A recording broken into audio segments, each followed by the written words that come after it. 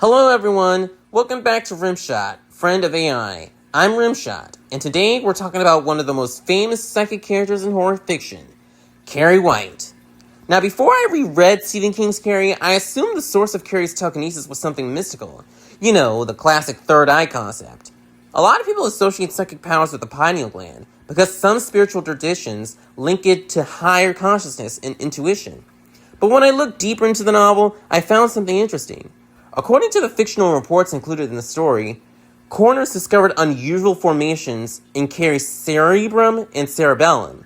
That caught my attention. The pineal gland is a real organ, but its primary function is producing melatonin and regulating sleep cycles.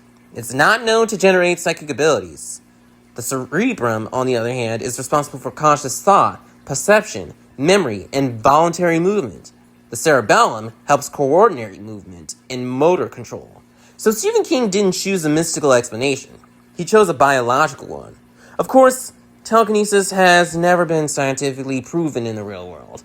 But when the fictional universe of Carrie, King's explanation makes the power feel less like magic and more like an unknown mutation hidden inside the human brain.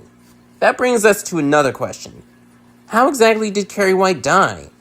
By the end of the novel, Carrie has endured humiliation, emotional trauma, physical injury, and an incredible amount of psychic exertion. The reports mention possibilities such as hemorrhage, shock, and heart-related complications. Some readers believe the massive use of her powers contributed to her death. Personally, I think Margaret White's attack played a major role. Carrie had just unleashed her powers on a scale she had never attempted before, and then her mother stabbed her. That's a tremendous amount of physical, emotional stress for anyone to survive.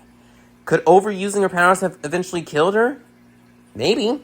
But I don't think Carrie was necessarily doomed the moment the prom disaster ended. She was young. Young people can sometimes survive levels of stress that would be far more dangerous to older individuals. If Carrie had escaped, received medical treatment, and recovered from her injuries, who knows what might have happened? One thing I don't think would have killed her immediately is the pig's blood itself. Even if the blood carried harmful pathogens, infections generally take days or weeks to develop. The events of the novel happened much too quickly for that to be the primary cause of her collapse. So my takeaway is this. Stephen King gave Carrie a surprisingly biological origin for her telekinesis. Instead of relying on a mystical third eye, he connected her abilities to unusual brain structures.